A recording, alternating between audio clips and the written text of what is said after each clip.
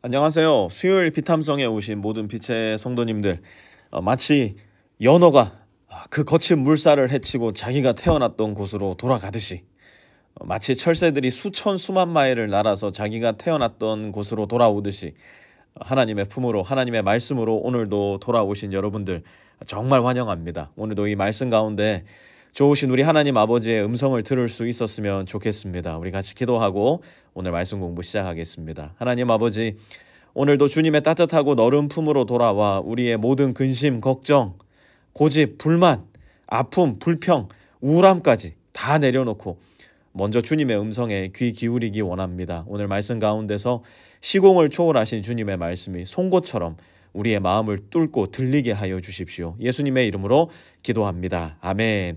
오늘은 고린도후서 3장 7절에서 11절까지 함께 공부할 텐데요. 7절 말씀 먼저 함께 읽어보겠습니다. 돌판에다 문자로 새긴 율법을 선포할 때도 광채가 났습니다. 그래서 이스라엘 자손들은 모세의 얼굴에 나타난 그 광채 때문에 비록 곧 사라질 것이었지만 그의 얼굴을 똑바로 쳐다볼 수 없었습니다. 죽음에 이르게 하는 직분에도 이러한 영광이 따랐는데 8절도 계속 보면요, 하물며 영의 직분에는 더욱더 영광이 넘치지 않겠습니까? 아멘. 여러분 혹시 어제 본문 말씀 기억나십니까? 하나님께서 바울을 부르신 이유가 무엇이었는가? 그것은 바로 우리가 새 언약의 일꾼이 되게 하기 위해서, 새 언약의 일꾼으로 부르셨다고 말씀을 했는데요. 그렇다면 새 언약, 도대체 이 새 언약이라는 것은 무엇인가? 바울은 이 새 언약을 분명히 설명하기 위해서 이 옛 언약과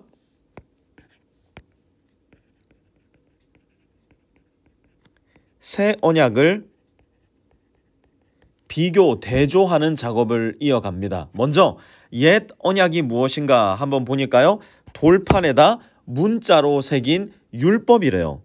돌판에다가 문자로 새긴 율법이 옛 언약이다 라고 말씀을 합니다. 그리고 이 율법을 받을 때 어떻게 되었나 보니까 모세의 얼굴에 광채가 납니다. 그래서 이스라엘 자손들은 그의 얼굴, 곧 주님의 영광이 빛나는 그 모세의 얼굴을 똑바로 쳐다볼 수가 없었다 말씀합니다. 더 나아가 이 옛 언약은 무엇인가? 죽음에 이르게 하는 직분이었대요. 죽음에 이르게 하는 직분이 바로 옛 언약이었다는 겁니다. 왜 그렇습니까?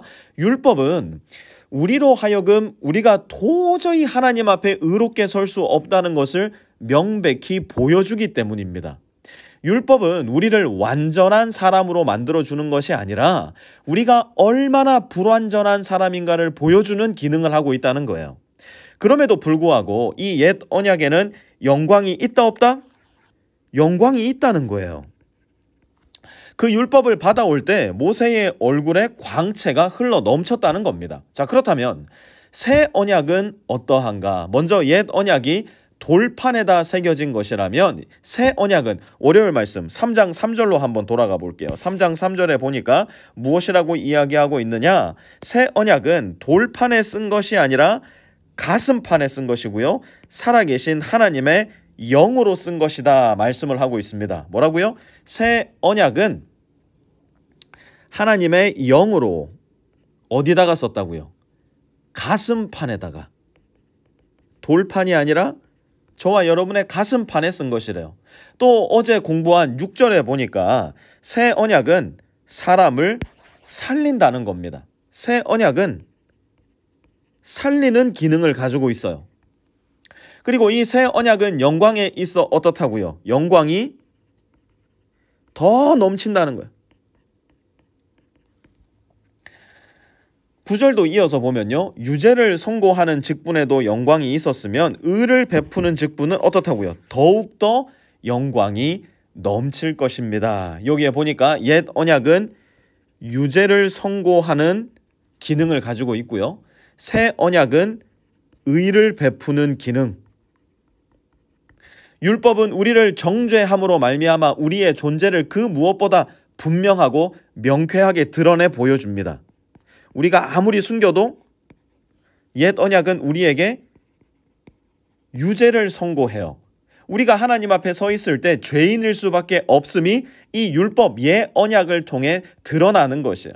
하지만 이 새 언약은 우리에게 의를 베풀어 주어서 우리가 하나님 앞에 설 수 있게 만들어 줍니다. 10절도 이어서 보세요. 참으로 이런 점에서 지금까지 영광으로 빛나던 것이 이제 훨씬 더 빛나는 영광이 나타났기 때문에 그 빛을 잃게 되었다고 하겠습니다. 아멘. 새 언약의 영광의 빛이 있었다고요? 없었다고요? 있었다니까요. 빛이 났다니까요. 그런데 이제는 훨씬 더 빛나는 영광, 훨씬 더 빛나는 새 언약의 빛이 나타났다는 거예요. 한번 이렇게 생각해 보세요. 제가 잘 될지는 모르겠는데 한번 도전을 해보겠습니다. 집이 있어요. 집이. 그런데 밤이 됐어요. 밤이 되면 어떻게 됩니까? 온 집이 캄캄해지는 겁니다. 빛이 하나도 안 들어와요. 완전히 캄캄한 밤이 있다고 한번 생각을 해봅시다. 그런데 이 밤을 밝히기 위해서 할 수 있는 게 뭐예요? 이렇게 작은 촛불을 하나 켜놓으면 이 빛이 이 주변을 환하게 비춰주는 거예요. 물론 이 빛은 지극히 연약한 빛입니다. 제가 그림이 뭔가 마음먹은 대로 제가 생각한 대로 표현이 지금 안 되고 있어요. 하지만 어쨌든 제가 무슨 말 하는지 아시겠죠? 그런데 이게 옛 언약의 영광이라면 이렇게 생각해 보세요. 이제 새벽이 되고 아침이 되어서 저 동력으로부터 태양이 뜹니다. 그래서 빛이 비추이기 시작하면 어떻게 됩니까? 이 촛불의 빛은 온데간데 없이 태양의 빛이 온 집안을 비추게 되는 거예요. 여기 지금 촛불 아까 전에 그려놨던 게 보입니까? 안 보입니까? 안 보여요. 왜 그렇습니까? 촛불이 사라졌나요? 아니요. 촛불은 여전히 거기에 있어요. 그러나 태양의 빛이 이 촛불의 빛보다 훨씬 더 강하니까 마치 촛불의 빛은 없는 것과 같이 보이게 된다는 것이에요. 옛 언약에 영광이 없는 게 아니에요. 옛 언약은 영광스러운 것이에요. 하지만 새 언약의 영광이 마치 이 태양의 빛과 같이 너무나 풍성하고 넘치는 것이기 때문에 이 태양의 빛에 비교해서 보면 마치 이 옛 언약, 촛불로 비추어던 그 옛 언약은 영광이 없는 것처럼 보일 정도로 새 언약이 그만큼 위대하고 아름다우며 어두운 우리의 영혼을 밝게 비추일 만큼 충분한 빛을 비추어 주더라는 겁니다. 11절도 같이 한번 읽어보겠습니다. 잠시 있다가 사라져 버릴 것도 생길 때에 영광을 입었으니 길이 남을 것은 더욱 영광 속에 있을 것입니다. 아멘. 자, 바울이 고린도 3장에 이르러 왜 갑자기 이 옛 언약과 새 언약을 비교하고 있는 것일까? 옛 언약은 안 좋아. 하지만 새 언약은 좋아. 지금 옛 언약은 덜 영광스럽고 새 언약은 더 영광스럽다고 이 두 개의 언약을 그야말로 대조하고 있는 것일까요? 언뜻 보면 사실 이 본문은 그렇게 보이지만 바울의 의도는 옛 언약을 깎아내리거나 평가절하하는 것이 아니에요. 옛 언약을 무시하거나 파기하는 것이 아니에요. 바울은 옛 언약도 영광스럽고 아름다우며 거룩하고 선하다 말합니다. 그러나 다시 한번 옛 언약은 우리를 구원하지는 못합니다. 옛 언약은 다시 한번 우리의 죄를 드러내어 우리에게 구원자가 필요함을 절감하게 할 뿐, 그래서 구원자를 찾게 할 뿐, 우리에게 의와 구원을 베풀어 주지는 못합니다. 그런데 지금 고린도 교회 안에 어떤 사람이 들어와 있었느냐? 고린도 교회 안에 누가 바울을 모함하고 바울의 사도권과 목사로서의 권위를 무너뜨리려 하고 있었느냐? 바로 이 옛 언약으로 돌아가고자 하는 사람들.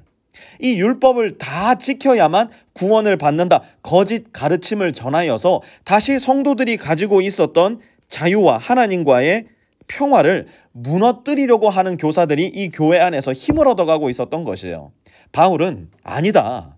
나는 너희에게 옛 언약의 순간적 영광, 제한된 영광이 아니라 새 언약이 가지고 있는 영원한 영광, 그리고 무한한 영광을 가르쳐 주었다. 보아라, 너희가 그리스도의 편지가 되어 모든 사람들에게 읽히고 알게 되는 것이 그 증거가 아니겠느냐. 자기의 사도권을 변명하는 동시에 예수 그리스도로 말미암은 새 언약의 영광을 드러내고 있는 것이에요.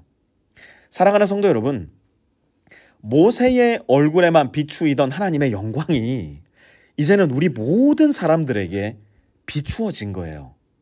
오직 모세만 갈 수 있었던 하나님의 임재 안으로 이제는 우리 모두가 들어갈 수 있게 된 겁니다. 어떻게 해요? 오직 예수 그리스도를 통해서만, 오직 예수 그리스도 안에 있는 자들에게만, 오직 성령님의 내주하심을 입은 자들에게만 그 특권이 주어진 것이에요.